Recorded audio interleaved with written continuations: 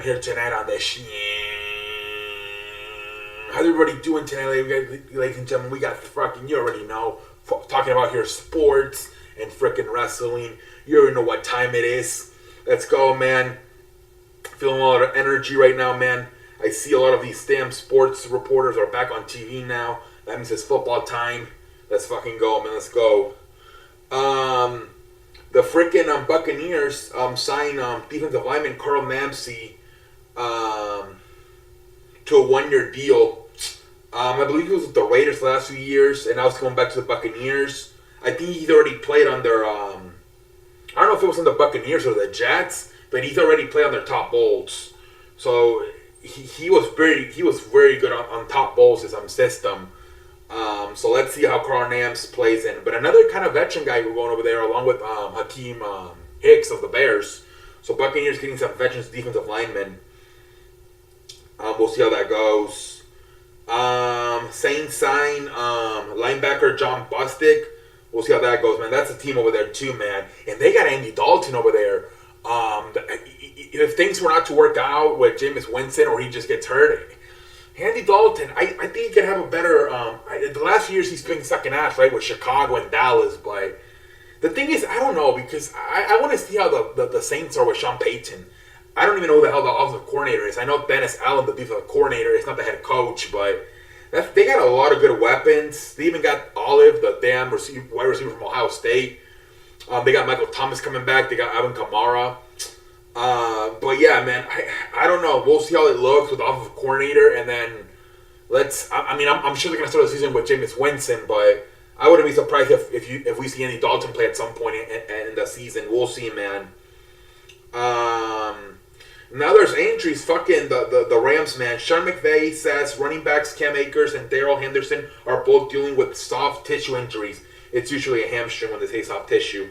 McVay said neither will practice until they can be full speed and the team drills, but they didn't set timeline for either way. Yeah, you got to be careful with Cam Akers. Remember, it was around this time last year he blew out his Achilles, so better be careful with Cam Akers. 49ers release cornerback Darqueze Dennard. We'll see if somebody picks him up, man. And then they also, their safety, Jimmy Ward, has a hamstring injury. Kyle Shanahan says it's worse than others and puts week 1 in jeopardy. Jesus Christ, that fucking sucks. Damn. So I don't know why they released the priest Dennard if Jimmy Ward is hurt.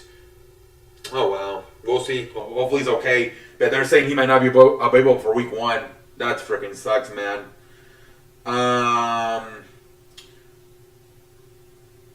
Jets officially signed Dwayne Brown. We know that. And they released Keyshawn Abraham. Okay. Chiefs signed offensive lineman Danny Shelton. Okay. And I think let's see some more news over here. And then we can get ready for basketball. We actually found to get some basketball news, man.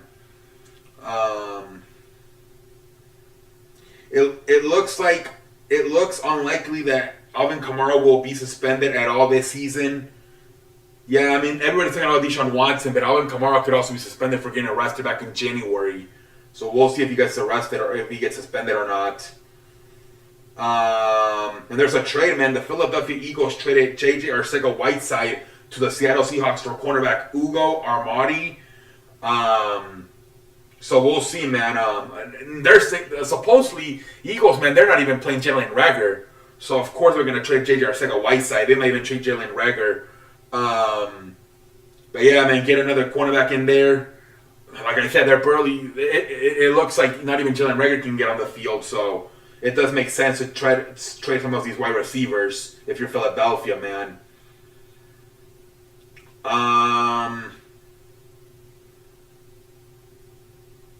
Broncos signed linebacker Joe Schobert. Okay, nice.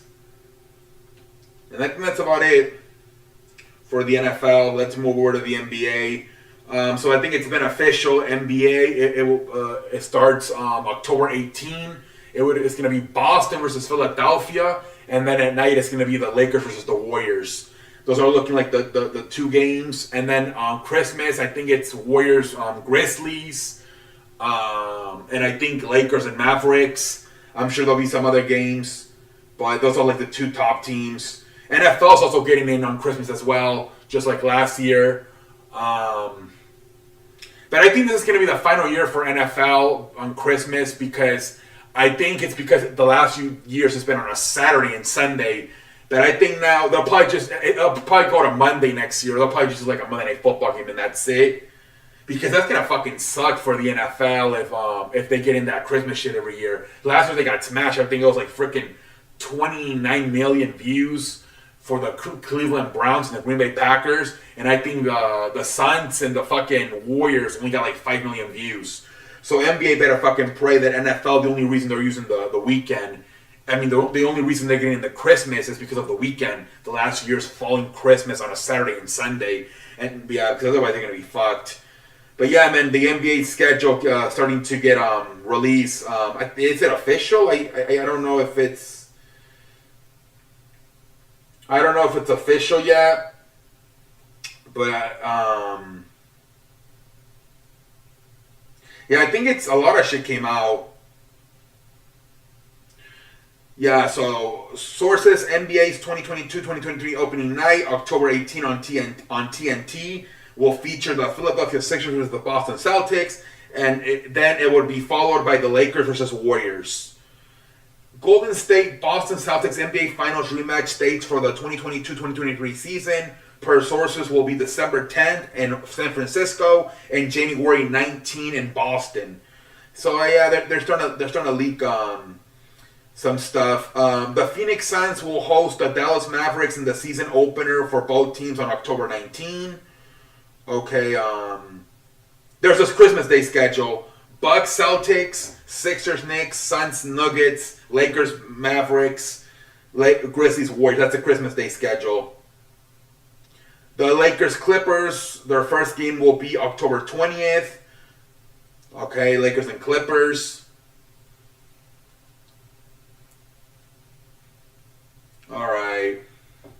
Alright, so I guess it's official. I don't know what's not getting as much attention as it should, but whatever. They're saying that Ben Simmons and the Philadelphia Sixers reached a settlement on the $20 million that I guess he lost for not showing up, not playing and not showing up to training camp, and then not playing the games. ESPN sources Ben Simmons and the Philadelphia Sixers have reached a settlement agreement on the grievance the All-Star guard filed to recuperate a portion of the nearly $20 million withheld him as a result of his failure to play games in the 2021-2022 season. Story Sixers maintain Simmons breached his contract upon failing show up for. So pretty much they gave the money back, I guess. Both sides agreed to a agreement on an exact financial settlement. Damn, I'm surprised the Sixers just gave him his money back. Especially that easy, Jesus Christ. But yeah, why the fuck would you give him his money back? What's the point of finding him all that money if you're just going to get him giving it back? Jesus Christ. Alright, ladies and gentlemen. Let's go over to the Major League Baseball. Royals pitcher Amari Garrett is suspended for 3 games. Supposedly had an argument with a fan in Chicago over the weekend. So Amari Garrett is suspended for 3 games for the Royals. And then the Dodgers, Walker Buehler will have season-ending elbow surgery. That freaking sucks, man. Walker Buehler for the Los Angeles Dodgers is out for the season, man. That fucking sucks. That's a huge blow for the Dodgers. And then the Rangers fired their manager, Chris Woodward. Jesus Christ, man. The Rangers fired. So that's the third manager of the season. Joe Girardi, Joe Madden, and now Chris Woodward fired by the Rangers. Jesus Christ, man. And then freaking rest in peace, man. Christian Coleman, the wife of Tim Lincecum, passed away. Jesus Christ, I can't believe that, man. And literally, I think this weekend they were having the 2012 10-year anniversary when they beat the freaking I believe it was the Detroit Tigers in the World Series. And I guess he couldn't even go to it because his wife passed away. Jesus Christ, man. Poor Tim Lincecum, man. Rest in peace to his wife.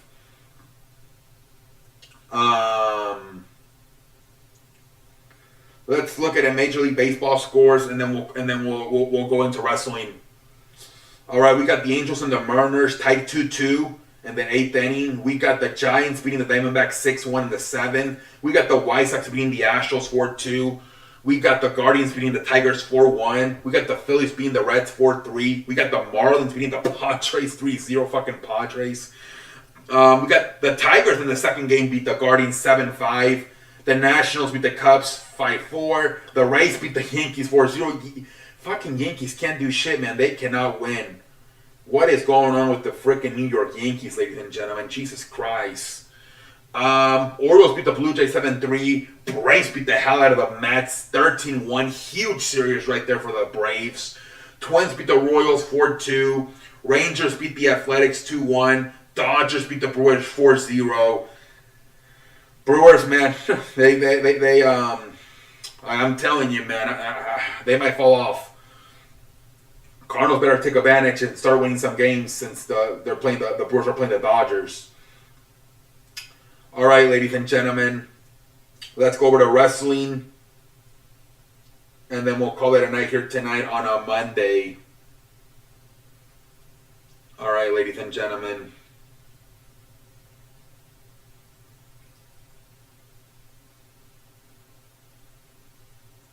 So supposedly they're saying that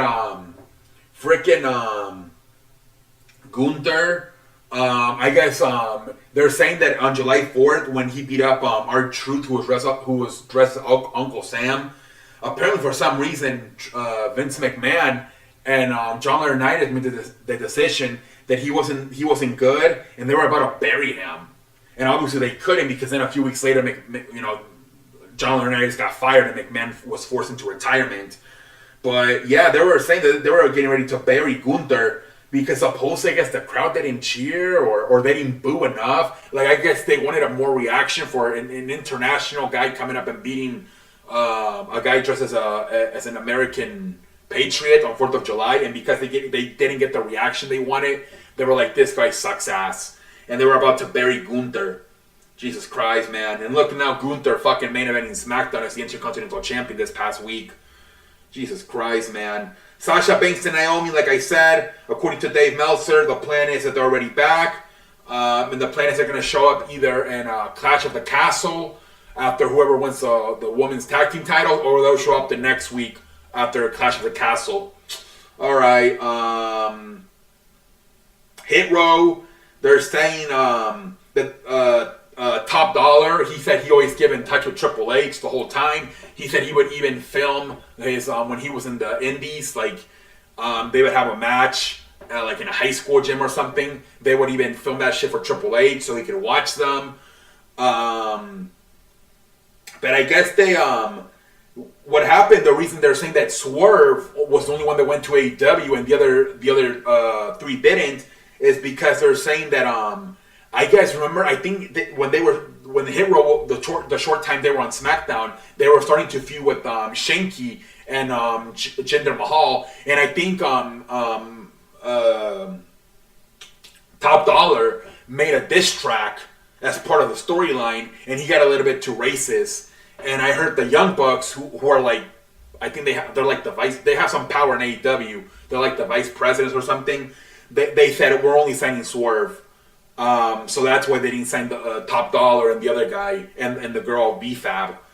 And they also said that originally in NXT it was just them three, and that at the end Triple H decided to also put Swerve in there. So that's why they're saying they call themselves the OG 3 on SmackDown, because it was only them three, and then at the end Swerve joined them. But yeah, man. I guess Top Dollar always wanted to go back to WWE. He kept in contact with Triple H and would send him shit. But yeah, that's crazy, because if he never makes that race diss track about Jinder Mahal, maybe all of them get signed to AEW along with Swerve. That would have been crazy, man. They're saying that a lot of guys, I still call them like Tommaso Ciampa and Austin Theory.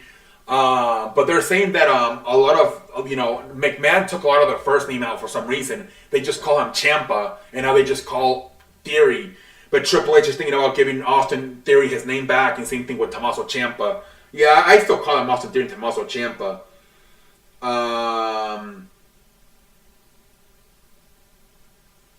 I think that's about it, right?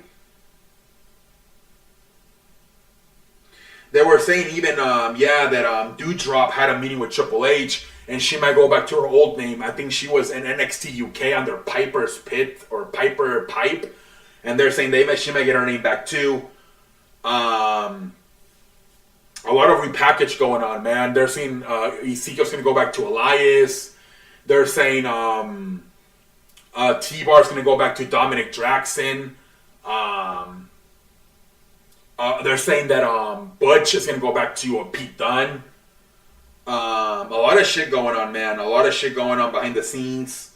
We'll see what the hell happens, man. A lot of changes, man.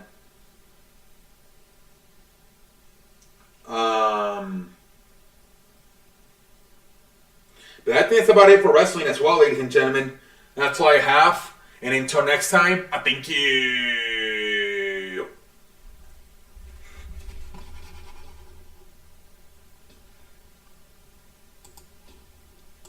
What the fuck is happening?